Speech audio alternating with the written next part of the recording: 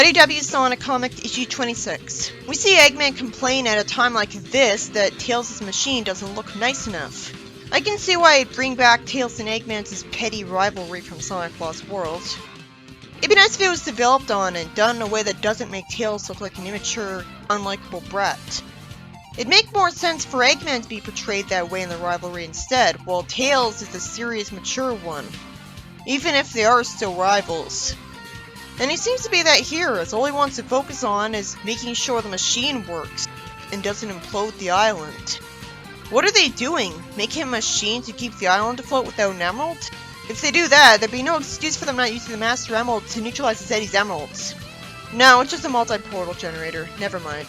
Why was there a chance of it destroying the island? I guess because it might summon the portal in the wrong place and destroy the island? Why do I keep having faith in the writing to really impress me? It'd be smart if these characters make an island floater. So of course he didn't do it. I guess it makes sense that only the Master Emerald's power could float an island, so an island floater would need to have the power of a Master Emerald in it. I know this machine was mentioned last issue, but it didn't look like a portal generator. It would have if it looked like one of the checkpoints in Sonic 2, which the globe posts in Freedom HQ resembled. For once, originality was inferior to a game reference. This machine doesn't look like anything. And how much time has passed while they were trying to make that machine? Is it realistic that they'd have been able to make the whole thing themselves without Sonic falling asleep and ending up roboticized? It's not like they made it in a dimension with slower time. Them being able to go to a place like that, like Skull Egg Zone, would be smart of them. It's not like they made it with nanomachines, and therefore, of course, an entire army of nanobots would be able to make something faster. Sonic shows up looking fine and says he figured out who should take on each of the Deadly Six. Why was it up to Sonic to figure that out? Wouldn't it have been up to one of the Team Geniuses? Wouldn't they have figured that out a lot earlier? And again, why didn't it look like a star post? That'd be like Sonic the Comic, where the same concept happened, even being invented by the same person. Sonic trails off. Now what? He gets metal on his back spines all of a sudden and acts in pain. That never happened before. He insists that he's fine after that confusion where they keep changing the rules of how the metal virus works, and Sonic says they'll be splitting into teams. Hello? I thought Amy was the leader of the team. She needs all the leader moments she can get to prove herself. Anyway, Sonic says Tails and Amy should be able to outwit Zalmom since he's stupid and take his emerald. So the most main of main Sonic game characters will be on the same team. Still thinking in pure meta logic? I guess the game purist writer won't have either of them roboticized. Not before Espio, for sure. There's gonna be no real stakes with them. If he's waited this long, he's saving the best for last. In a Worlds Collide, he saved the best for last by having Amy and Knuckles be the last to get de-roboticized, implying that they were the most valuable characters, and everyone else was just being gotten out of the way. Espio and Knuckles are sent after Zaz the Berserker. Sonic says they're the two best trained fighters, so they should be able to overcome Zaz's brute strength. Knuckles disagrees, apparently. Sonic just confused. Knuckles says that would leave the Master Emerald with Eggman and Metal Sonic, so he's not going to do that. He's learning from the past. He thinks that everyone's going off on suicide missions and Sonic's in no shape to fight. Well, what's his better idea? He's got a point, though. How is he supposed to know that Tails and Amy have plot armor? Sonic's smart enough to agree with Knuckles because Eggman can't really be trusted. Espio says he has a tactic in mind already because he's experienced with the Robians. Sonic says that Silver and Whisper will get Zor, and because Zor's weird, they should handle him at a distance. I'm guessing Whisper is gonna go. It's harder to take things seriously when it seems so predictable. Sonic tells Gemerald to use Xena's arrogance to his advantage. I have faith in Gemerald to win because he's immune to the metal virus, but he could still end up too damaged to be useful, like Omega. I just want the arc to end. I don't see a good reason to have any bullshit extend it. Cream says she wants to help too, and since I don't trust the writer not to get rid of her too when he doesn't care about Vanilla either, for once I agree with the characters in telling her that's too dangerous. Unlike in the reboot where there were no actual stakes. If she was smart instead of a moron, she'd listen to her friends and stay on the island where it's safe. They already have someone who can fly. It's called Gemerald. Sonic says that it leaves Zeke to the Babylon Rogues and warns him that he's crafty. I'm not sure I can trust Rouge against Zavik since he's so big, but you can fly. When Sonic reminds Eggman that his life is on the line too if Sonic goes, Eggman actually agrees and tells Tails that they need to build a treadmill for Sonic. He already had one last issue. The hero said they'd salvage the shuttle for materials, not the treadmill from last issue. But I guess they took apart that of all things when they still needed it. So now they have to waste time building another one. Sonic somehow disagrees with the idea of a treadmill when it worked from last time, and says the speed fights the infecting more than the motion. And Eggman says speed isn't doing it anymore, and he's not risking him collapsing somewhere around the island. That's just what I was worried about. Why would a treadmill work any better than him just running anywhere? He was fine with it before. Knuckles has his hand on Espio's shoulders and says that he'll protect the survivors. And we see Sonic running on the treadmill. Already? That was fast. Sonic's status finally calls Metal Sonic out and going back to Eggman, acting as if he chose to, when he should know that Metal Sonic doesn't have the ability to rebel against Eggman anymore after he spent an entire arc proving his loyalty to Eggman again. And Eggman should know that too. He should point that out. Anyways, it's still nice to see him coldly call him out. You couldn't be like General or Omega. He just had to be a one-note jerk. Like for once, for like the first time, we're seeing him tell Metal Sonic how he feels about him and what he wants him to be in life. He's treating him like an actual person, for once. The scene would be kind of pointless if it led to nothing and Metal Sonic didn't learn from this. He could always make another Metal Sonic. Eggman makes fun of Sonic for thinking neutralizing Metal Sonic would make him not a threat, and Sonic says that Metal Sonic had nothing left to fight for and no way to fight. He still had fists. Eggman says Metal Sonic's software demands battle and conquest, so his sole desire from that point on was to become dangerous again.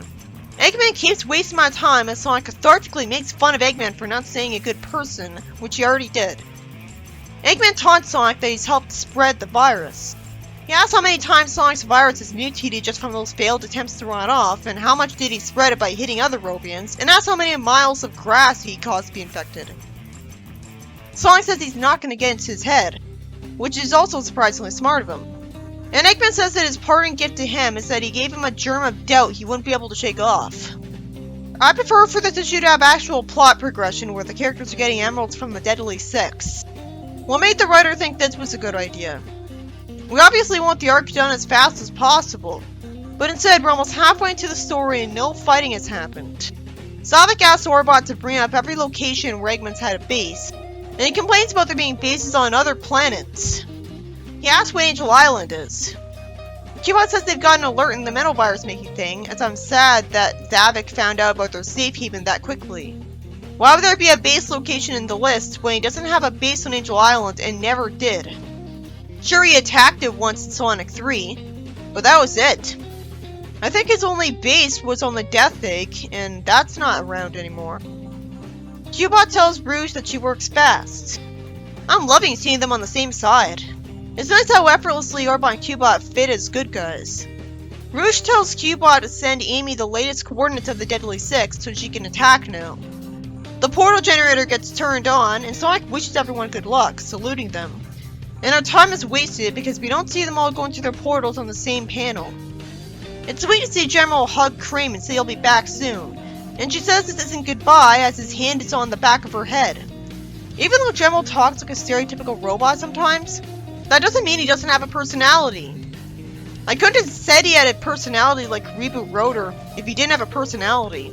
He couldn't love Cream if he didn't have a personality. Cream says that she's going too, predictably. Oh, so is this when she'll get roboticized? Because I was focused on her.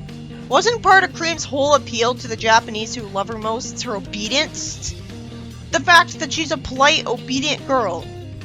And so far, this comic has made her like Sonic X Cream, where she repeatedly refuses to be obedient and it backfires. I wouldn't be surprised if being obedient was part of her official character description. That's not getting the characters. The only way it could be more counted to her actual character is if you made her evil. Now, if we were going by logic, you'd think she'd never have any chance of being roboticized because she can fly, so she'd just stay high up in the air enough that she'd be untouchable and would always know what's blowing around her. Although if a flying Robian sneaks up on her from behind, that would make sense. And there's only so high she can fly indoors. More importantly, I know that the characters have to succeed in getting all the emeralds for Sonic. I mean, they have to, otherwise, how is Sonic supposed to get resolved? We see some Robians fanning Xena as she's lying on a comfy couch. That's what I'm talking about. Now they're actual Robians. They just happen to be infectious. They're able to do stuff. Cream says Xena's being very mean and tells her to give them the emerald, and doesn't explain why to have any chance of convincing Xena. Then General ends up getting taken control of by Xena. Granted, I didn't think of that because I was thinking about the fact that General's immune to the metal virus, so he has an advantage there. And I was so distracted by Cream's stupidity and self-destructiveness. But still, you'd think Sonic would have remembered that the Zeddy can control robots, and thus that would include General, because the whole reason he's the one making the entire plan is that he's got the most personal experience with the Zeddy. I mean, the same logic for thinking it's a good idea to send General there would also apply to sending Male Sonic there. It makes sense that Cream would get roboticized if General was taken control of, but it doesn't make sense that out of everybody on the island at the time the plan was being made, absolutely nobody thought to point out that General shouldn't base any of the Zeddy because the Zeddy would take control of any robots. This is proving that the writer hasn't learned from the Iron Queen arc where the heroes kept getting amnesia of the Queen's techno-magic powers so she could keep on using them against them. I guess there was literally no other option than to send General to Xena. Then Sonic should have been written to point that out. We see Zomom eating in front of a nervous Tails and Amy. Tails says that Zavok sent them here to find him. Zomom's at least a little confused, asking if he did. Amy says that Zavok needs the emerald back, and if he gives it to them, they'll take it to Zavok for them. Tails thinks to say that Zomom won't even need to stop eating. I'm glad they're nervous because they're smart enough to consider that maybe he won't believe them. Why is Tails here though? Isn't it obvious Zomom would remember that Tails is friends with Sonic and thus not trustworthy? This point might work for Amy because he doesn't know her, and she could claim that she just got hired by Zavok. But even then, the fact that they aren't Zeddy should make him immediately suspicious. Then again, he's got a non-Zeddy working for him right now, and they're giving him food. So maybe it's not too much of a stretch they think that Zavok hired non-Zeddy too and kept them unroboticized. It's nice to Zomom that he didn't roboticize all of the civilians. I'm guessing it won't be that easy, no matter how many stupid moments the characters have had recently. Zomom says no way because he's got Robians bringing him food from all over. Why does that justify him saying no way? I mean, he just got brought food from non-Robians. Why don't either of them point this out to him? He doesn't have to have Robians do that. Why does he care whether he loses the emerald or not? He'd still be able to control a few dozen of them. Zomom wants to squash them for interrupting his eating. Except he chose to stop eating. I mean, couldn't he have kept eating? How are the emeralds staying in the Zeddy's chests? They aren't cyborgs. Suddenly they can attach a machine to them? I guess the machines with the emeralds in them are sticky and stick to their chests like glue. Those machines came out of nowhere. Predictably, it cuts away from what would be an action scene. We see Zaz complain that this is lame because while he can't make the Robians tear each other apart all day, it doesn't do any damage. He says that every fuzzy person who's thrown into the arena gets converted, so the fun only lasts minutes, and he can't enjoy his blood sports with no blood. Logically, this would mean that he'd give up on roboticizing entirely and quarantine the Robians he's in charge of, because he clearly doesn't actually enjoy the Robians' presence. So this should be the direction his rule should take from now on. It'd be interesting to see not every Zeddy being okay with having nothing but Robians, and that'd take advantage of the variety and the fact that it's not just Eggman ruling. Some of the Zeddy would turn on each other. Of course, Espio gets caught, and it can't be that easy for him. It turns out Zaz can smell Espio. He doesn't seem to have a nose. The characters in the series that are based on animals are never established to have superhuman senses of smell, but they're bested by the guy without a nose. I just realized. But maybe it makes sense if it's going off the logic that Espio smells to everybody right now because it's been a while since he's gotten to shower or bathe. But that'd be the case for everybody on his team. But maybe that's why nobody's mentioned it, because to be hypocritical of them? Well, whatever. The Zeddy have tons of magical powers, so one of them having a great sense of smell can't be that ridiculous. He grabs Espio and drops him so that he's surrounded by Robians. Depending on how surrounded he is, he won't be able to avoid touching them by jumping. He just landed another one. Whisper tells Silver that there's no clear shot and asks him if he can grab the emerald from here. Silver expects him to believe that he can't be precise. Bullshit. He says he can be direct and tells her to cover him. Silver telekinetically grabs Zora from behind and decides to waste the time cathartically calling him out that he ruined his future. But then he tells him to give up the emerald and hopes he'll give up out of cowardice. To be fair, he's being held by telekinesis, so he should give up out of fear. I guess he's expecting him to have a brain. If Silver was really smart, he'd have used his telekinesis to break Zora's limbs so that he'd have no chance of fighting him. I know that look mean of him, but this is no time for being a perfect morality, and goodness, he's got a planet to save. Also, Whisper would have to be a complete idiot to have not shot Zora to death in all the time he was talking to Zora. Does she still not have a clear shot? He got to Zora a panel afterwards. He can't be that far from him. It looks like he just flew ahead. That is a clear shot. Even if she doesn't have a clear shot, why can't he telekinetically bring Zora in front of her so she can just shoot him? Zora likes the idea of causing a future of misery for no reason, as I wonder why he's able to move at all when Silver's telekinesis is holding him still. The Sonic series is considered to be family friendly and just for kids, and that's the only reason I can think of for why Silver isn't breaking his neck here.